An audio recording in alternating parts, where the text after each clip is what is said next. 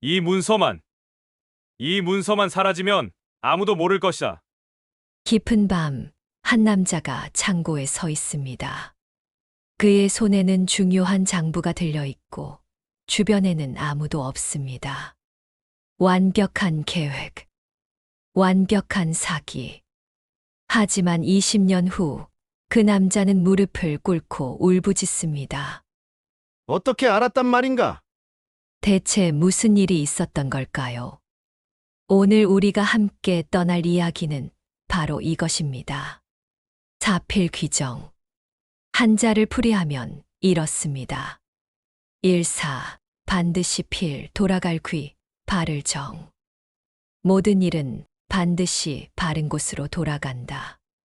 아무리 교묘하게 숨겨도, 아무리 완벽하게 위장해도, 진실은 결국 드러나고, 정의는 반드시 실현된다는 뜻입니다. 이것은 단순한 희망이 아닙니다. 이것은 우주를 관통하는 법칙입니다. 지금부터 여러분께 들려드릴 이야기는 명나라 시대 한 작은 마을에서 실제로 일어났다고 전해지는 사건입니다. 20년에 걸친 이 긴 이야기를 통해 여러분은 사필 규정의 진정한 의미를 깨닫게 될 것입니다. 자, 시작하겠습니다. 명나라 가정제 시대 강남 지방의 청수연이라는 작은 마을. 이 마을에는 2명의 상인이 있었습니다. 장복과 이성. 2사람은 어려서부터 함께 자란 친구였습니다. 같은 마을에서 태어나 같은 서당에서 공부하고 같은 꿈을 꾸었습니다. 부자가 되는 꿈. 성인이 된 후 2사람은 함께 장사를 시작했습니다. 비단 장사였습니다. 처음에는 작은 규모였지만 2사람의 성실함과 신용 덕분에 사업은 점점 커졌습니다.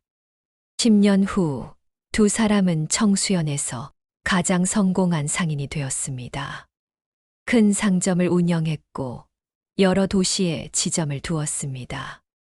하지만 문제가 생겼습니다. 장복은 욕심이 생기기 시작했습니다. 반반씩 나누는 것이 불만이었습니다. 자신이 더 많이 일했다고, 자신이 더 많은 기여를 했다고 생각했습니다. 어느 날 밤, 장복은 생각했습니다. 만약 이성이 없다면 모든 것이 자신의 것이 될 텐데. 1551년 가을, 2사람은 함께 항주로 장사를 다녀오는 길이었습니다. 그들은 큰 거래를 성사시켰고 많은 돈을 벌었습니다. 은자 3,000냥. 당시로서는 엄청난 거금이었습니다. 집으로 돌아오는 길, 날이 저물었습니다.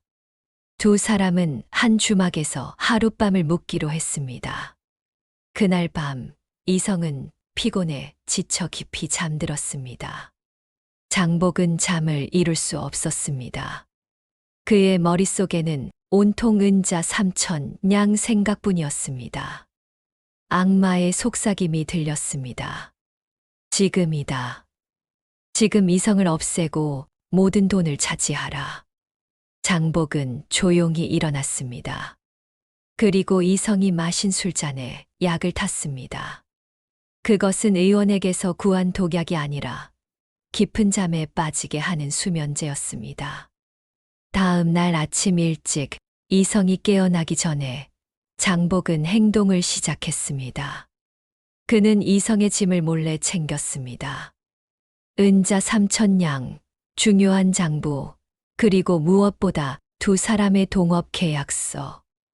그리고 이성을 주막에 그대로 두고 떠났습니다. 하지만 떠나기 전 주막 주인에게 거짓말을 했습니다. 이성이 다른 곳으로 먼저 떠났다고. 자신은 급한 일이 있어 혼자 마을로 돌아간다고. 그리고 장복은 더 큰 거짓말을 준비했습니다. 마을에 돌아온 장복은 연기를 시작했습니다. 그는 이성의 집으로 달려가 문을 두드렸습니다. 이성의 아내 유씨가 문을 열었습니다. 장복은 슬픈 표정으로 말했습니다. 항주에서 돌아오는 길에 이성이 큰 부자를 만났다고. 그 부자가 이성의 재능을 높이 사서 함께 먼 곳으로 가자고 제안했다고. 이성은 큰 기회라며 따라갔다고. 유 씨는 당황했습니다. 남편이 아무 말도 없이 떠나다니요. 장복은 위로했습니다. 이성이 성공하면 곧 돌아올 것이라고. 그리고 이성이 맡긴 돈이라며 얼마간의 은자를 건넸습니다. 유 씨는 의심스러웠지만 장복은 오랜 친구였습니다. 남편이 믿는 사람이었습니다. 믿을 수밖에 없었습니다. 하지만 진실은 달랐습니다. 주막에서 깨어난 이성은 충격을 받았습니다. 모든 돈이 사라졌습니다. 장부도 계약서도 없었습니다. 이성은 장복을 찾았지만 이미 떠난 뒤였습니다. 이성은 급히 마을로 돌아가려 했습니다. 하지만 한 푼도 없었습니다. 주막 주인은 숙박비를 내라고 했습니다. 이성은 어쩔 수 없이 주막에서 일을 하며 돈을 모아야 했습니다. 그렇게 한 달이 지났습니다. 마을로 돌아온 이성이 본 것은 충격적인 광경이었습니다. 장복은 모든 재산을 차지하고 자신을 배신자로 만들어 놓았습니다. 계약서가 없으니 증거도 없었습니다. 이성은 관아에 호소했습니다. 하지만 장복은 이미 모든 것을 준비해 놓았습니다. 장복은 위조한 문서를 내밀었습니다. 이성이 돈을 훔쳐 달아났다가 이제 와서 뻔뻔하게 돌아왔다는 증거라고 했습니다. 마을 사람들은 장복을 믿었습니다. 그는 오래전부터 신용 있는 상인이었으니까요. 이성은 억울했지만 증거가 없었습니다. 결국 마을에서 쫓겨났습니다. 이성은 아내와 어린 딸에게 진실을 말했지만 다시 가난한 삶으로 돌아가야 했습니다. 장복은 안도했습니다. 완벽했습니다. 아무도 진실을 모를 것입니다. 처음 몇 달은 장복도 불안했습니다. 밤마다 이성의 얼굴이 떠올랐습니다. 친구를 배신한 죄책감이 그를 괴롭혔습니다. 장복은 잠을 이루지 못했습니다. 조그마한 소리에도 깜짝 놀랐습니다. 하지만 시간이 흐르면서 죄책감은 희미해졌습니다.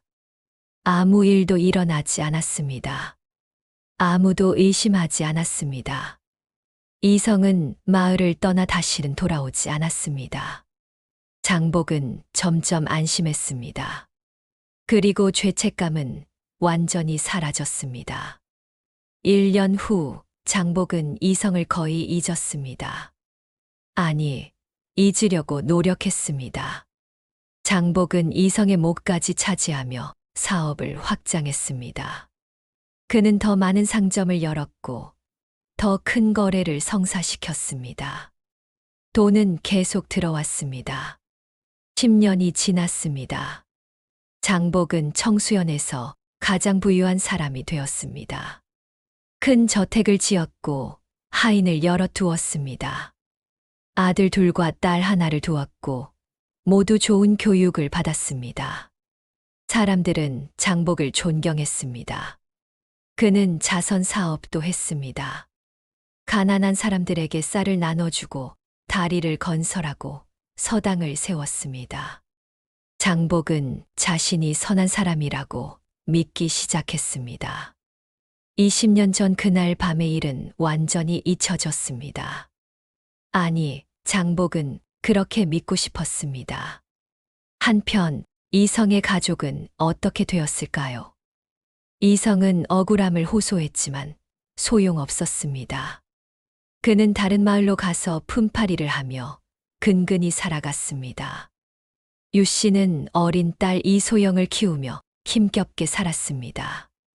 바느질과 빨래로 생계를 이어갔습니다.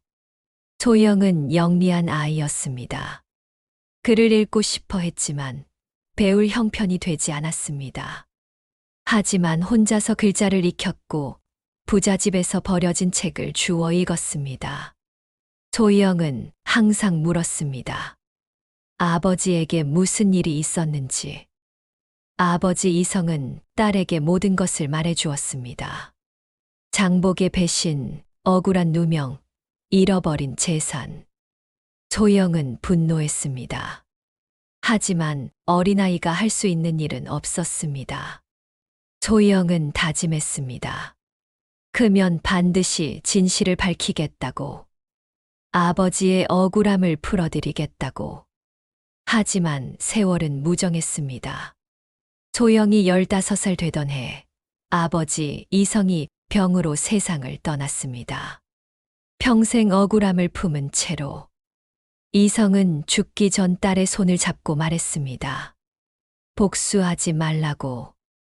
진실은 언젠가 드러날 것이라고. 하늘이 보고 있다고. 자필 귀정. 모든 일은 반드시 바른 곳으로 돌아간다고. 소영은 눈물을 흘리며 아버지를 떠나보냈습니다. 그로부터 5년이 더 지났습니다. 소영은 이제 20살이 되었습니다. 아름답고 영리한 여인으로 성장했습니다. 소영은 어머니를 돕기 위해 부잣집에서 하녀로 일했습니다. 그 집은 바로 장복의 저택이었습니다. 소영은 일부러 그곳에 들어갔습니다. 아버지의 원수를 가까이에서 지켜보기 위해서였습니다. 장복은 소영이 이성의 딸인 줄 몰랐습니다. 20년이 지났고 소영은 어렸을 때와 많이 달라졌으니까요. 소영은 조용히 참을성 있게 기다렸습니다. 그리고 관찰했습니다. 어느 날 소영은 장복의 서재를 청소하다가 이상한 것을 발견했습니다. 낡은 상자 하나가 벽장 깊숙한 곳에 숨겨져 있었습니다. 소영은 주위를 살폈습니다. 아무도 없었습니다. 상자를 열어보니 그 안에는 오래된 문서들이 가득했습니다. 소영은 숨을 죽이고 문서들을 살펴보았습니다. 그리고 발견했습니다. 아버지의 필체로 쓰인 원본 계약서를, 그리고 장복이 위조한 가짜 문서들도. 소영의 손이 떨렸습니다.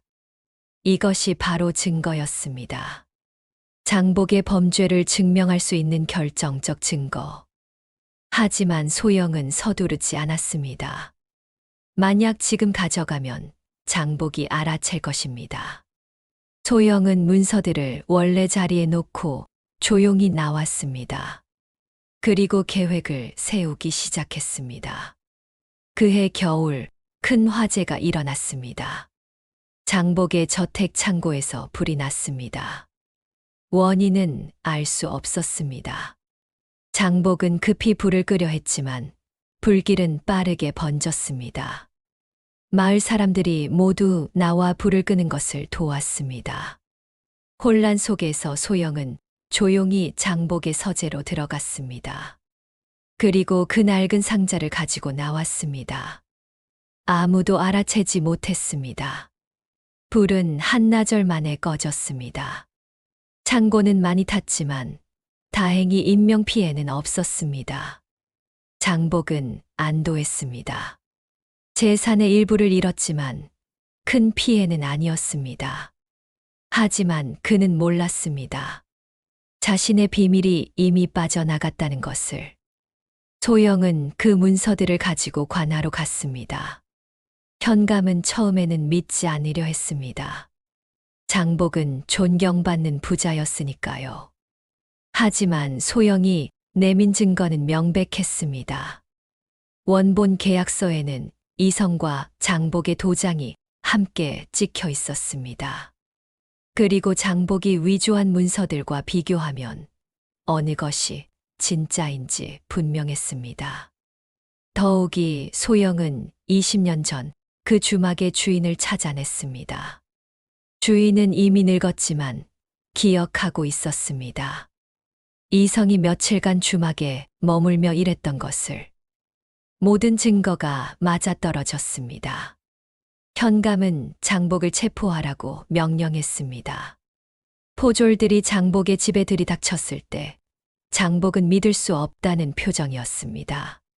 관하로 끌려간 장복 앞에 증거들이 펼쳐졌습니다. 장복은 얼굴이 하얗게 질렸습니다. 현감이 물었습니다. 이 문서들을 어떻게 설명할 것이냐고. 장복은 부인하려 했습니다. 하지만 증거는 명백했습니다. 주막 주인의 증언, 원본 계약서, 위조 문서들. 20년 동안 완벽하게 숨겨왔다고 믿었던 비밀이 한순간에 드러났습니다. 장복은 무릎을 꿇고 울부짖었습니다.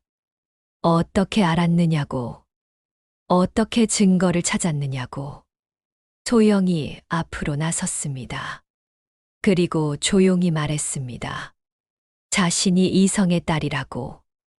20년을 기다렸다고. 아버지가 돌아가시기 전 하신 말씀을 믿었다고. 자필 귀정. 모든 일은 반드시 바른 곳으로 돌아간다고.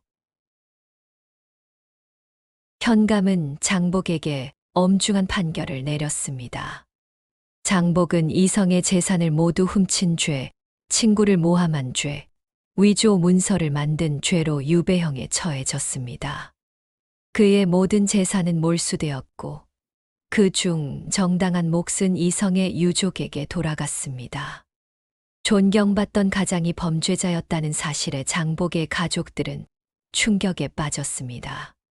장복은 유배지로 끌려가며 울었습니다. 20년간 쌓아올린 모든 것이 하루아침에 무너졌습니다. 마을 사람들은 경악했습니다. 그렇게 선한 척했던 장복이 실제로는 친구를 배신한 범죄자였다니. 사람들은 깨달았습니다. 아무리 오래 숨겨도 진실은 결국 드러난다는 것을. 소영은 마침내 아버지의 억울함을 풀었습니다. 그녀는 아버지의 무덤 앞에 무릎을 꿇고 말했습니다. 아버지의 말씀이 옳았다고. 자필 귀정이 진리였다고. 20년이 걸렸지만 결국 정의가 실현되었다고. 소영은 돌려받은 재산으로 어머니와 함께 편안하게 살았습니다. 그리고 평생 아버지를 기렸습니다. 자필 귀정의 교훈. 이 이야기는 명나라 시대 전역으로 퍼져나갔습니다. 사람들은 이 이야기를 들으며 깊이 생각했습니다. 나쁜 일을 하고 숨길 수 있을까? 거짓말로 평생을 살 수 있을까? 답은 분명했습니다. 아니라고. 장복은 20년 동안 완벽하게 숨겼다고 믿었습니다.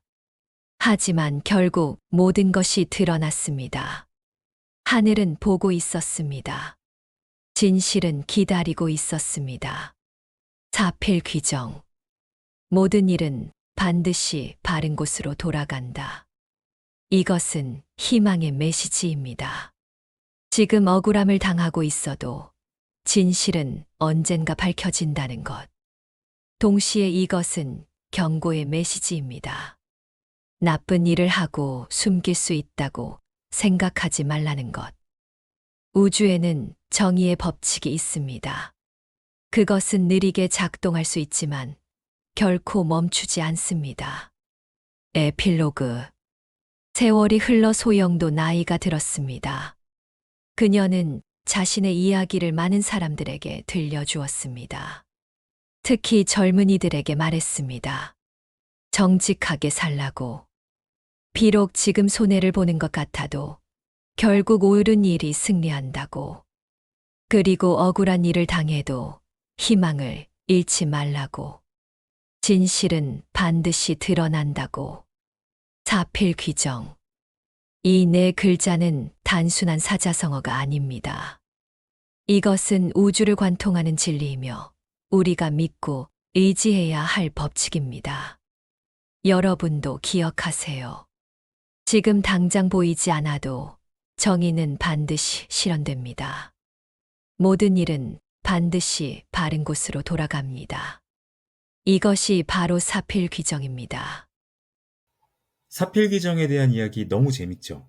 그럼 이번엔 사필귀정과 비슷한 의미를 지니고 있는 세옹지마라는 사자성어에 얽힌 이야기를 소개해드리겠습니다. 지금 들려드릴 이야기는 조금 특별합니다. 어떤 사람은 행운을 만났을 때, 이제 내 인생이 펼쳐진다, 라고 환호합니다. 하지만 어떤 노인은 조용히 말했습니다. 이것이 화가 될지 복이 될지 누가 알겠소? 사람들은 비웃었습니다. 이렇게 좋은 일이 화가 된다니 말도 안 된다고. 하지만 1년 후 모든 것이 바뀌었습니다. 오늘 이야기는 세옹지마입니다. 한자를 하나씩 풀어보겠습니다. 변방세, 늙은이 옹, 갈치, 말마. 변방에 사는 노인의 말이라는 뜻입니다. 하지만 이 네 글자 속에는 깊은 철학이 담겨 있습니다. 인생의 화와 복은 예측할 수 없으며 나쁜 일이 좋은 일로 바뀌고 좋은 일이 나쁜 일로 바뀔 수 있다는 것입니다. 지금 당장 불행해 보이는 일도 나중에는 축복이 될 수 있고 지금 당장 행운처럼 보이는 일도 나중에는 재앙이 될 수 있습니다. 이것은 단순한 위로가 아닙니다. 이것은 세상의 이치입니다. 지금부터 여러분께 들려드릴 이야기는 중국 전국시대 북방 변경 지역에서 실제로 일어났다고 전해지는 사건입니다. 한 노인과 한 마리 말을 중심으로 펼쳐지는 놀라운 반전의 연속. 자, 이제 시작하겠습니다. 중국 전국시대 북방의 세라는 변경 지역이 있었습니다. 이곳은 중원과 북방 유목민족의 경계였습니다. 평화로운 시기도 있었지만 종종 전쟁의 불씨가 타오르는 곳이기도 했습니다. 이 마을에 한 노인이 살고 있었습니다. 사람들은 그를 세옹, 즉 변방의 노인이라고 불렀습니다. 세옹은 홀로 살았습니다. 아내는 일찍 세상을 떠났고 아들 세청 하나만이 있었습니다. 세옹은 가난했습니다. 작은 밭을 일구며 살았고 가진 것이라곤 말 한 마리가 전부였습니다. 하지만 그 말은 보통 말이 아니었습니다. 건강하고 힘이 좋아서 밭을 갈 때도 짐을 나를 때도 큰 도움이 되었습니다. 세옹과 아들 세청은 그 말을 매우 아꼈습니다. 첫 번째 사건, 말이 사라지다. 어느 날 아침이었습니다. 세옹이 일어나 보니 말이 사라졌습니다. 마구간이 열려 있었고 말은 어디에도 보이지 않았습니다. 세청이 급히 사방을 찾아다녔지만 소용없었습니다. 마을 사람들이 소식을 듣고 찾아왔습니다. 아이고, 세옹, 큰일 났네요. 말이 도망갔다니 어쩌려고 그러십니까? 그 좋은 말이 없어지다니 정말 불행입니다. 이제 밭을 어떻게 갈겠어요? 큰 손해입니다. 모두가 세옹을 위로했습니다. 안타까워했습니다. 하지만 세옹은 의외로 침착했습니다. 그는 조용히 말했습니다. 이것이 화가 될지 복이 될지 누가 알겠소? 사람들은 고개를 갸우뚱했습니다. 말이 도망간 것이 어떻게 복이 될 수 있단 말입니까? 세옹, 정신 차리세요.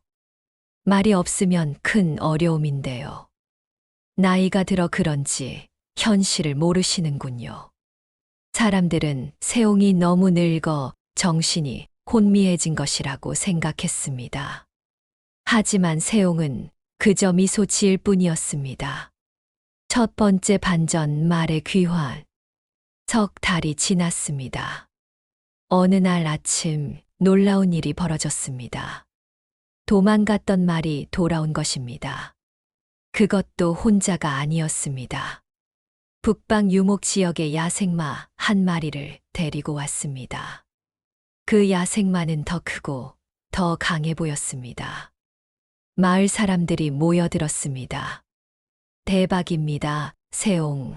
말 한 마리가 두 마리가 되었어요. 이건 엄청난 행운입니다. 그 야생마는 정말 귀한 말이네요. 팔면 큰 돈을 받을 수 있겠어요. 모두가 축하했습니다. 세옹의 행운을 부러워했습니다. 하지만 세옹은 여전히 침착했습니다. 그는 또다시 조용히 말했습니다. 이것이 복이 될지 화가 될지 누가 알겠소? 사람들은 이번에도 이해하지 못했습니다. 세옹, 이렇게 좋은 일이 화가 된다니 무슨 말씀이세요? 말이 두 마리나 생겼는데 무슨 걱정입니까? 사람들은 세옹이 지나치게 조심스러운 성격이라고 생각했습니다. 하지만 세옹은 그저 미소 지을 뿐이었습니다. 두 번째 사건 아들의 부사. 세청은 기뻤습니다. 아버지에게 말했습니다. 아버지, 제가 저 야생마를 길들이겠습니다. 길들이면 더 좋은 말이 될 거예요. 세옹은 걱정스러웠습니다. 야생마는 위험하다, 조심해야 한다고 말했습니다. 하지만 세청은 자신만만했습니다. 그는 젊고 건강했으며 말을 다루는데 자신이 있었습니다. 며칠 동안 세청은 야생마를 길들이려 노력했습니다. 일주일 후 세청은 야생마에 올라타 보기로 했습니다. 마을 사람들이 모여서 구경했습니다. 세청이가 용감하네. 저 말을 잘 길들이면 정말 대단할 거야. 세청이 야생마에 올라탔습니다. 처음에는 괜찮아 보였습니다. 야생마가 천천히 걸었습니다. 하지만 갑자기 무언가가 야생마를 놀라게 했습니다. 새 한 마리가 날아오르며 큰 소리를 냈던 것입니다. 야생마가 놀라 뛰기 시작했습니다. 세청은 고삐를 잡으려 했지만 야생마는 통제가 되지 않았습니다. 그리고 갑자기 뒷발을 들어 올리며 크게 뛰어올랐습니다. 세청은 말에서 떨어졌습니다. 땅에 떨어진 세청은 다리를 움켜쥐고 신음했습니다. 사람들이 급히 달려갔습니다. 세옹도 아들에게 달려갔습니다. 의원을 불렀습니다. 진찰 결과 세청의 다리뼈가 부러졌습니다. 의원은 부목을 대고 말했습니다. 최소 석 달은 걸어 다닐 수 없을 것입니다. 조심해서 관리하지 않으면 평생 불편할 수도 있습니다. 두 번째 반전. 마을 사람들이 다시 모여들었습니다.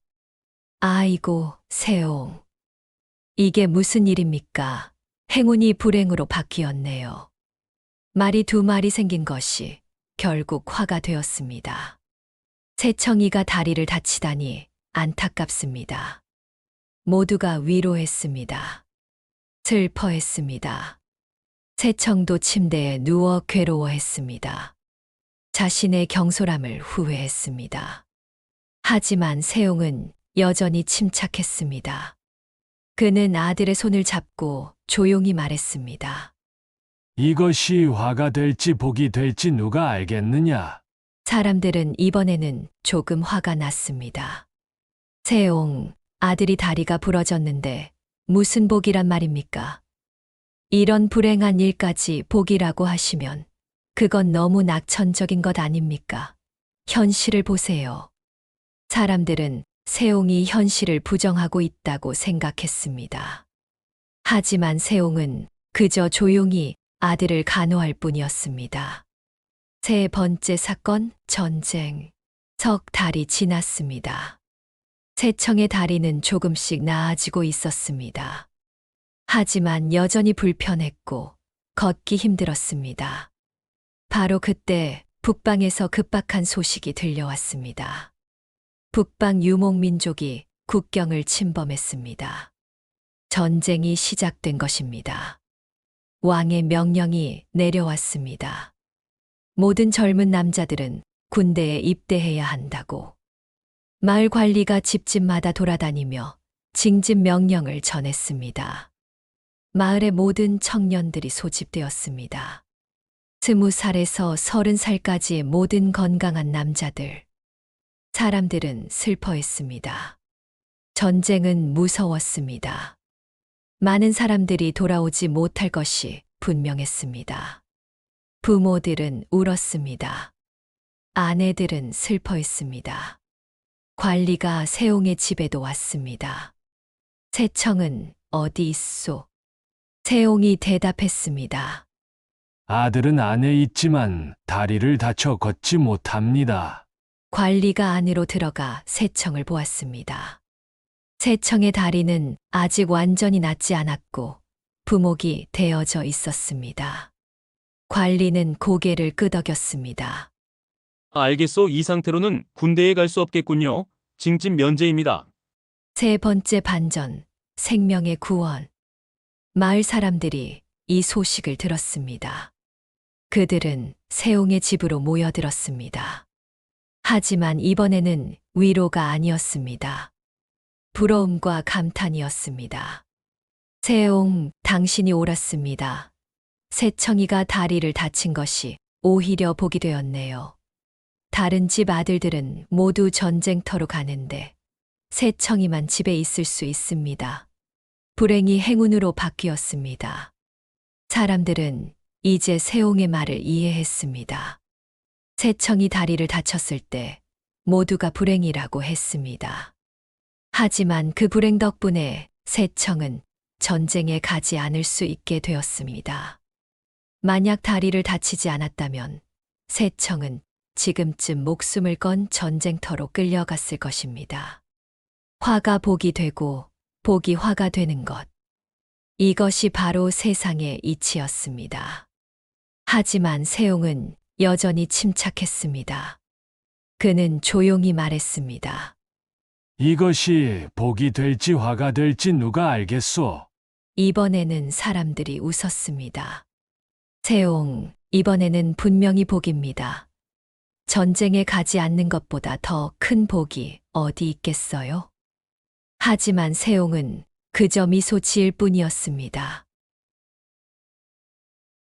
1년이 지났습니다. 전쟁은 치열했습니다. 마을에서 간 청년들 중 많은 이들이 전사했다는 소식이 들려왔습니다. 마을은 슬픔에 잠겼습니다.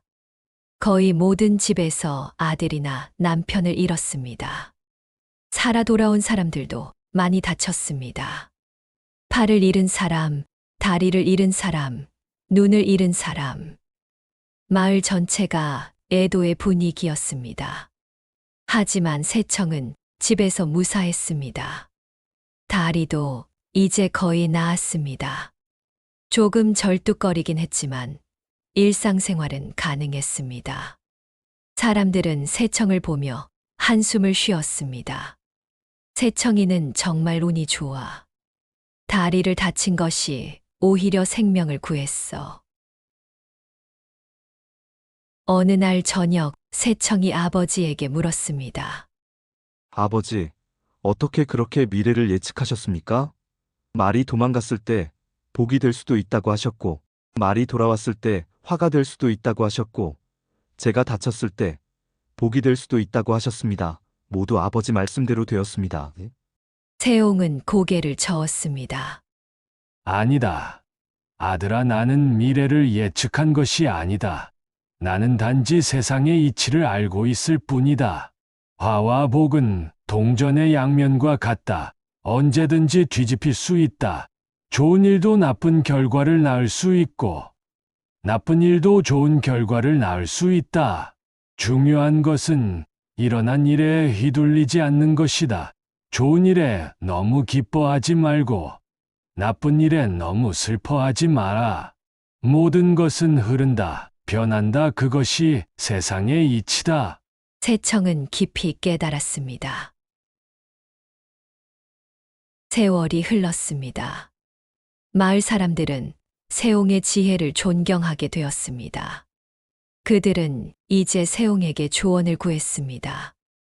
어려운 일이 생기면, 좋은 일이 생기면 세옹을 찾아왔습니다. 세옹은 항상 같은 말을 했습니다. 이것이 화가 될지 복이 될지 누가 알겠소? 처음에는 답답해 보이던 그 말이 이제는 깊은 지혜로 들렸습니다. 한 농부가 풍작을 거두고 기뻐하며 왔을 때 세옹은 말했습니다. 좋은 일이오 하지만 너무 기뻐만 하지 말고 다음을 준비하시오. 실제로 다음 해에 흉년이 들었지만 그 농부는 미리 준비해서 어려움을 겪지 않았습니다. 한 상인이 사업에 실패하고 슬퍼하며 왔을 때 세옹은 말했습니다. 나쁜 일이오 하지만 너무 절망하지 말고 교훈을 얻으시오. 실제로 그 상인은 실패에서 배워 나중에 더 큰 성공을 거두었습니다. 세옹은 오래 살았습니다. 그리고 평화롭게 세상을 떠났습니다. 마을 사람들은 그를 기리기 위해 작은 비석을 세웠습니다. 비석에는 간단한 글귀가 새겨졌습니다. 세옹지마 화와 복은 예측할 수 없다. 이 이야기는 중국 전역으로 퍼져나갔습니다. 그리고 2000년이 지난 지금까지도 전해지고 있습니다. 세옹지마 이야기는 어떠셨어요? 저도 살면서 인생사 세옹지마라는 이야기를 많이 들어왔지만 세옹지마라는 뜻의 유래에 이런 재밌는 이야기가 있는 줄은 몰랐네요. 주위를 보면 세옹지마라는 말을 쓰게 되는 경우가 참 많은 것 같아요. 예를 들면 어떤 사람이 복권에 당첨돼서 큰 부자가 되었어요. 그런데 갑자기 많아진 돈 때문에 가족이나 친구들과 불화가 생기고 돈을 흥청망청 다 써버리다가 결국은 파산하게 되는 경우도 많다고 하던데 이런 경우에 세옹지마라는 말이 어울리겠네요. 처음엔 큰 복인 줄 알았는데 결과적으로는 더 불행해지게 된 거니까요. 여러분도 한번 세옹지마라는 말에 어울릴 만한 일들이 어떤 게 있는지 생각해보는 시간 가져보세요. 마지막으로 소개해드릴 이야기는 전화위복입니다. 이 이야기도 너무 재밌으니까요. 기대하셔도 좋습니다. 자, 그럼 전화위복에 대한 이야기 시작해보겠습니다. 지금 들려드릴 이야기는 한 상인의 놀라운 인생 역전 이야기입니다. 그는 하루아침에 모든 것을 잃었습니다. 재산도, 명예도, 심지어 사랑하는 아들까지. 사람들은 그를 보며 끝났다고, 다시는 일어서지 못할 것이라고 생각했습니다. 하지만 10년 후, 그는 온 나라가 존경하는 사람이 되어 있었습니다. 대체 무슨 일이 있었던 걸까요? 이번 이야기는 전화위복입니다. 한자를 하나씩 풀어보겠습니다. 구를 전, 재앙화, 될 위, 복. 재앙을 바꾸어 복이 되게 한다는 뜻입니다. 지난 시간 세옹지마에서 우리는 배웠습니다. 화와 복은 예측할 수 없으며 자연스럽게 바뀐다고. 하지만 전화위복은 조금 다릅니다. 이것은 재앙을 적극적으로 바꾸어 복으로 만드는 것입니다. 단순히 기다리는 것이 아니라 재앙 속에서 기회를 찾고 그것을 복으로 전환시키는 것입니다. 지금부터 여러분께 들려드릴 이야기는 송나라 시대 한 상인이 겪은 실제 사건이라고 전해집니다. 자, 이제 시작하겠습니다. 송나라 인종시대 항주의 왕진이라는 상인이 살고 있었습니다. 왕진은 비단 장사로 큰 성공을 거둔 사람이었습니다. 젊은 시절부터 장사에 재능이 있었고 정직하게 사업했으며 품질 좋은 비단만 취급했습니다. 40년간의 노력 끝에 그는 항주에서 손꼽히는 부자가 되었습니다. 왕진에게는 아내와 두 아들이 있었습니다. 큰아들 왕명은 28살로 아버지의 사업을 돕고 있었고 둘째 왕화는 25살로 학문을 공부하고 있었습니다. 환갑을 맞이한 그해 왕진은 생각했습니다. 내 인생은 성공적이었다고. 하지만 운명은 그에게 가혹한 시험을 준비하고 있었습니다. 첫 번째 재앙. 그해 가을 왕진의 가장 큰 창고에서 불이 났습니다. 밤중에 갑자기 불길이 치솟았고 순식간에 창고 전체를 집어삼켰습니다. 창고에는 엄청난 양의 비단이 쌓여 있었습니다. 왕진은 큰 거래를 준비하고 있었기에 평소보다 훨씬 많은 상품을 보관하고 있었습니다. 모든 것이 불타버렸습니다. 손실액은 은자 5만 냥. 왕진의 전체 재산의 절반 이상이었습니다. 왕진은 충격을 받았지만 그는 오랜 세월 장사를 해온 사람이었습니다. 그는 가족을 불러 모아 침착하게 말했습니다. 어렵지만 다시 시작할 수 있다고. 아직 다른 상점들이 남아있고 신용도 있으니 빌려서라도 사업을 이어갈 수 있다고 가족들을 안심시켰습니다. 왕진은 남은 재산을 모았습니다. 그리고 친구들에게 돈을 빌렸습니다. 오랜 세월 쌓은 신용 덕분에 사람들은 기꺼이 돈을 빌려주었습니다. 왕진은 다시 비단을 사들이기 시작했습니다. 두 번째 재앙. 석 달이 지났습니다. 왕진은 빌린 돈으로 많은 비단을 사들였습니다. 그리고 그것을 배에 실어 북쪽으로 보냈습니다. 북쪽에서는 비단 값이 훨씬 비쌌습니다. 이 거래가 성공하면 빚을 갚고 사업을 다시 일으킬 수 있었습니다. 큰아들 왕명이 그 배에 함께 탔습니다. 거래를 직접 관리하기 위해서였습니다. 배는 대운하를 따라 북쪽으로 올라갔습니다. 하지만 일주일 후 끔찍한 소식이 들려왔습니다.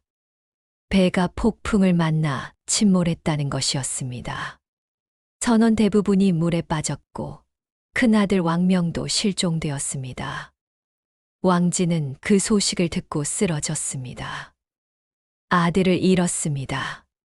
그리고 모든 상품도 잃었습니다. 빌린 돈까지 모두 날아갔습니다. 왕진의 아내는 날마다 울었습니다. 둘째 아들 왕화도 충격에 빠졌습니다. 채권자들이 찾아오기 시작했습니다. 빌린 돈을 갚으라고 했습니다. 하지만 왕진에게는 갚을 돈이 없었습니다. 그는 남은 상점들을 팔아야 했습니다. 저택도 팔아야 했습니다. 모든 것이 사라졌습니다. 세 번째 재앙. 설상가상이었습니다. 왕진이 모든 것을 잃고 좌절하고 있을 때 또 다른 재앙이 찾아왔습니다. 왕진의 옛 동업자였던 조 씨가 관아에 고소장을 제출했습니다. 왕진이 과거에 자신을 속이고 돈을 훔쳤다는 것이었습니다. 그것은 완전한 거짓이었습니다. 하지만 조 씨는 위조된 문서까지 준비했습니다. 왕진은 관아로 불려갔습니다. 현감은 조 씨의 고소를 심각하게 받아들였습니다. 왕진은 억울함을 호소했습니다. 하지만 증거가 없었습니다.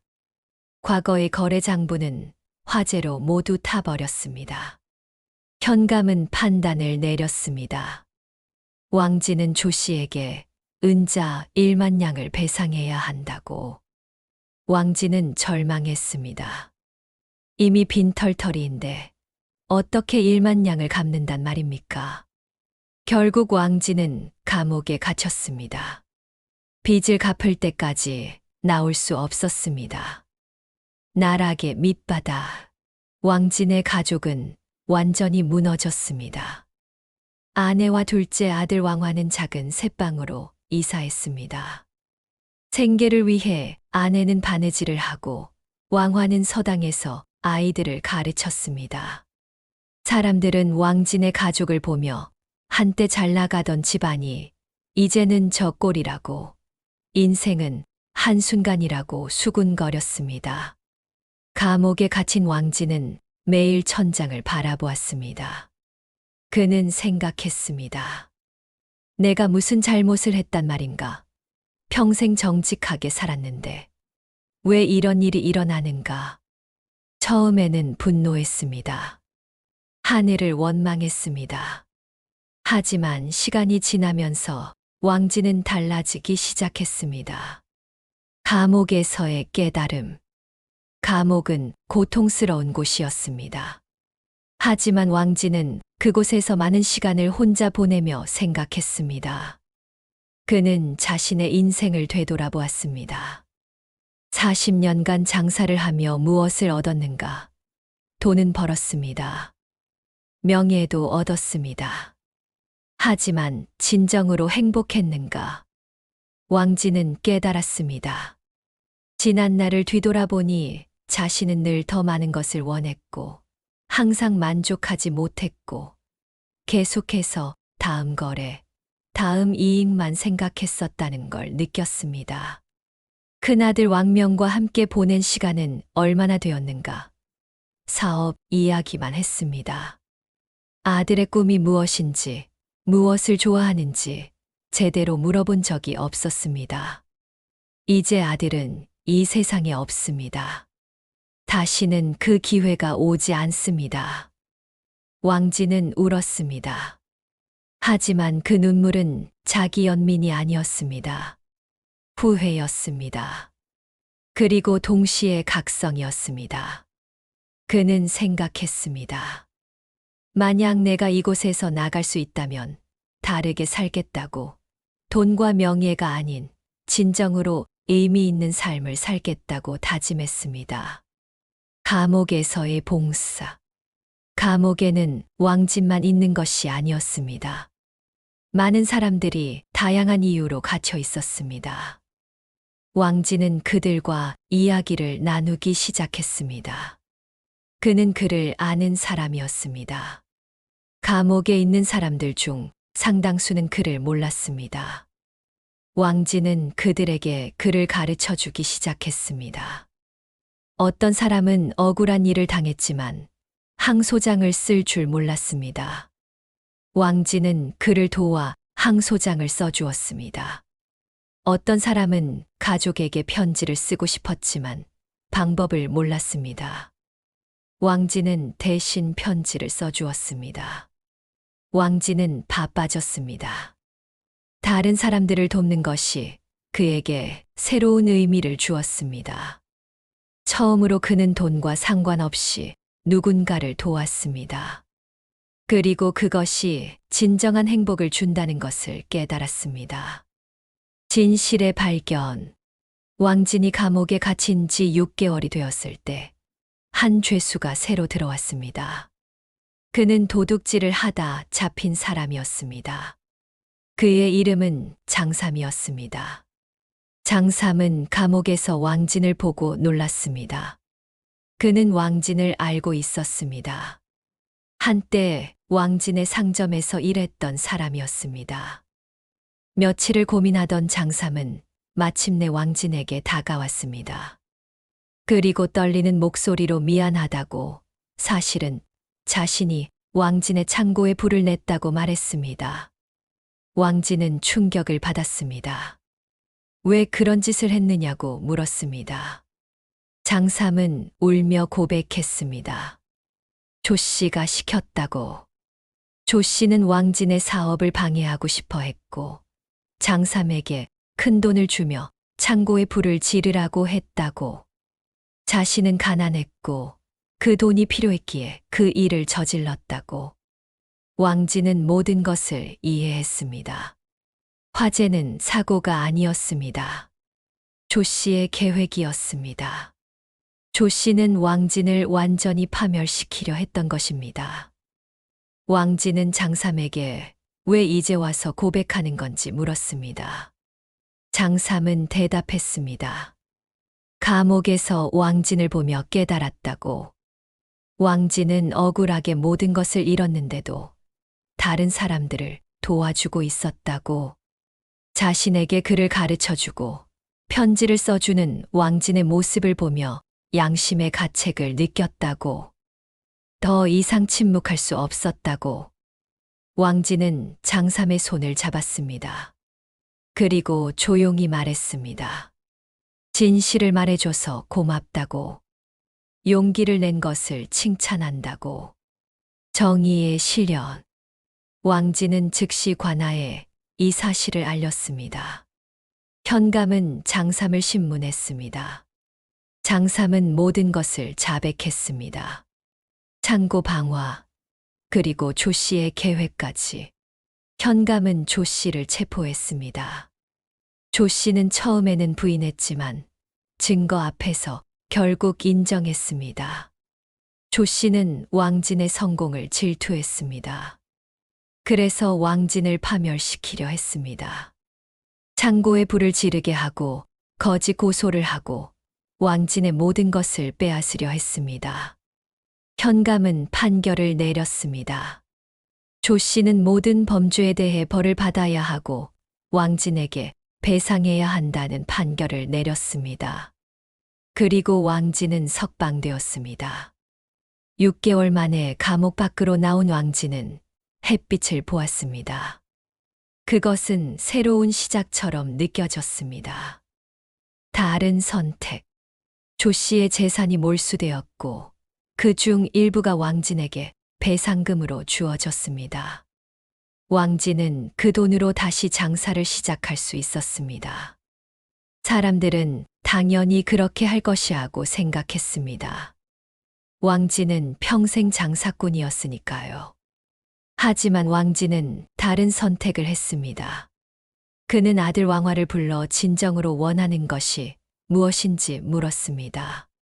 왕화는 솔직하게 대답했습니다. 저는 장사보다 학문이 좋습니다. 사람들을 가르칠 때가 가장 행복하지만 지금은 가난해서 그럴 수가 없습니다. 왕진은 고개를 끄덕였습니다. 그는 배상금으로 서당을 세우기로 결심했습니다. 사람들은 놀랐습니다. 왕진이 장사를 포기한다고? 대신 서당을 연다고? 왕진은 설명했습니다.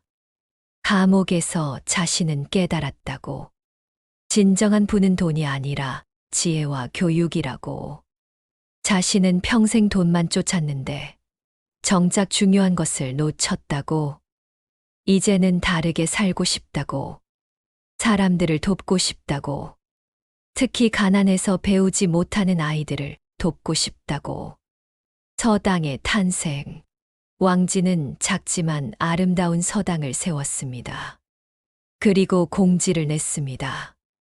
가난한 집안의 아이들은 무료로 가르치겠다고. 학비도 책값도 받지 않겠다고. 처음에는 사람들이 믿지 않았습니다. 세상에 공짜가 어디 있느냐고. 하지만 왕진은 진심이었습니다. 아들 왕화가 선생이 되었습니다.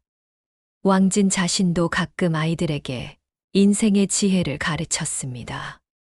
서당에는 점점 많은 아이들이 모여들었습니다. 가난한 집안의 아이들, 고아들, 배울 기회가 없었던 아이들. 왕진은 그들을 보며 행복했습니다. 이것이 진정한 부라고 느꼈습니다. 그는 또한 감옥에서 만났던 사람들도 돕기 시작했습니다. 출소한 사람들이 새로운 삶을 시작할 수 있도록 일자리를 소개해주고 때로는 작은 돈을 빌려주었습니다. 사람들은 왕진의 변화에 감탄했습니다. 재앙을 겪고 완전히 달라진 사람이라고 말했습니다. 기적 같은 재회. 3년이 지났습니다. 왕진의 서당은 항주에서 가장 유명한 서당이 되었습니다. 그곳에서 배운 학생들이 과거에 급제하기 시작했습니다. 왕진의 둘째 아들 왕화도 과거에 급제했습니다. 그는 관리가 되어 백성을 위해 일했습니다. 그리고 어느 날 놀라운 소식이 들려왔습니다. 큰아들 왕명이 살아있다는 것이었습니다. 배가 침몰했을 때 왕명은 부목을 잡고 간신히 살아남았습니다. 하지만 강한 충격으로 기억을 잃고 먼 마을에서 떠돌아다니고 있었습니다. 어느 날 우연히 기억이 돌아왔고 그는 집으로 돌아온 것이었습니다. 왕진의 가족은 눈물로 제외했습니다. 죽은 줄 알았던 아들이 살아 돌아온 것입니다. 왕명은 아버지의 변화를 보고 깊이 감동했습니다. 한때 장사에만 몰두하던 아버지가 이제는 가난한 아이들을 가르치는 교육자가 되어 있었습니다. 왕명도 아버지를 도와 서당 일을 돕기 시작했습니다. 완전한 전환. 5년이 더 지났습니다.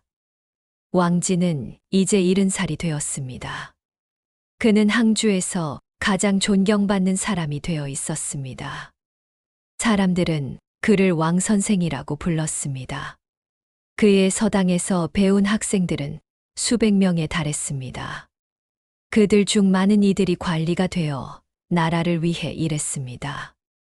또 많은 이들이 선생이 되어 다른 아이들을 가르쳤습니다. 왕진은 더 이상 부자가 아니었습니다. 하지만 그는 진정으로 부유했습니다. 그에게는 존경하는 제자들이 있었고 사랑하는 가족이 있었으며 의미 있는 삶이 있었습니다. 어느 날, 한 젊은 상인이 왕진을 찾아왔습니다. 그 상인은 사업에 실패하고 모든 것을 잃었다고 했습니다. 절망 속에서 왕진의 이야기를 듣고 찾아왔다고 했습니다. 왕진은 그 젊은이에게 차를 따라주며 조용히 말했습니다. 왕진의 조언. 젊은이여, 그대의 고통을 이해합니다. 나도 그대와 같았으니까요. 나는 한때 큰 부자였습니다. 하지만 화재로 모든 것을 잃었고 아들을 잃었으며 감옥에까지 갔습니다. 그때 나는 내 인생은 끝났다고 생각했습니다. 하지만 그것은 시작이었습니다. 감옥에서 나는 깨달았습니다. 진정한 부가 무엇인지, 진정한 성공이 무엇인지. 그대도 지금 재앙을 겪고 있습니다. 하지만 이것은 끝이 아닙니다. 이것은 기회입니다. 전화위복. 재앙을 바꾸어 복이 되게 하는 것. 그것은 저절로 일어나지 않습니다. 그대가 만들어야 합니다. 재앙 속에서 교훈을 찾으십시오. 다르게 생각하십시오. 다른 사람을 도우십시오. 포기하지 마십시오. 젊은이여, 만약 그대가 그렇게 만든다면 재앙은 축복이 될 것입니다. 영원한 유산. 왕진은 80세까지 살았습니다. 그가 세상을 떠났을 때 수백 명의 제자들이 장례식에 참석했습니다. 그들은 모두 눈물을 흘리며 스승을 기렸습니다. 왕진의 묘비에는 간단한 글귀가 새겨졌습니다. 전화위복, 재앙을 바꾸어 복이 되게 하다. 그의 이야기는 세대를 거쳐 전해졌습니다. 사람들은 어려움에 처했을 때 왕진을 떠올렸습니다. 그리고 생각했습니다. 이 재앙을 어떻게 복으로 바꿀 수 있을까? 왕진의 서당은 그의 자손들에 의해 계속 운영되었습니다. 수백 년 동안 그 서당은 가난한 아이들에게 교육의 기회를 주었습니다. 그리고 전화위복이라는 말은 중국인들의 마음속에 깊이 새겨졌습니다. 여러분, 오늘 우리는 세 가지 놀라운 이야기를 함께 여행했습니다. 사필귀정, 세옹지마, 전화위복. 이 세 사자성어는 모두 세상의 이치와 진리를 담고 있지만 각각 조금씩 다른 메시지를 전합니다.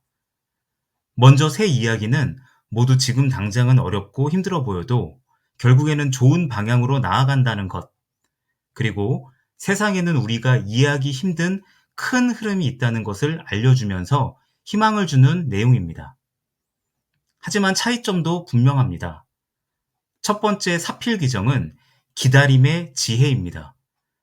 장복이 친구를 배신하고 20년을 잘 살았지만 결국 진실이 드러났습니다. 우리가 억울한 일을 당했을 때 조급해하지 말라고 말합니다. 정의는 느릴 수 있지만 반드시 실현된다는 이야기입니다. 예를 들어 누군가가 억울한 일을 당했을 때 그 사람을 위로하고자 한다면 진실은 반드시 밝혀질 테니 흔들리지 말라고 표현할 때 사필귀정이라는 말을 인용하면 좋습니다. 두 번째로 세옹지마는 평정심의 지혜입니다. 세옹의 말이 도망갔다가 야생마와 함께 돌아왔고 아들이 다쳤지만 전쟁을 피했습니다. 좋은 일과 나쁜 일은 예측할 수 없이 바뀝니다. 우리가 좋은 일을 겪을 때 너무 들뜨지 말라고 이야기하고 나쁜 일을 겪을 때 너무 절망하지 말라고 이야기합니다. 예를 들어 누군가가 시험에 떨어져서 속상해하고 있는 상황이라면 이것이 나중에 더 좋은 기회가 될 수도 있으니 평정심을 유지하라고 위로해 줄 때 세옹지마를 활용하면 좋습니다. 마지막으로 전화위복은 행동의 지혜입니다. 왕진은 재앙을 당했을 때 단순히 기다리거나 받아들이기만 하지 않았습니다. 그는 감옥에서 깨달았고 다른 사람을 돕다 보니 다시 기회가 찾아왔고 서당이라는 새로운 선택을 했습니다. 시간이 알아서 해결해 준 게 아니라 본인이 적극적으로 행동하여 인생을 바꾸었습니다. 예를 들어 누군가 사업에 실패하여 힘들어하고 있다면 이 경험에서 배우고 다르게 행동하여 이것을 기회로 만들라고 전화위복의 사례를 활용하여 충고하면 좋을 것 같네요. 정리하면 이렇습니다.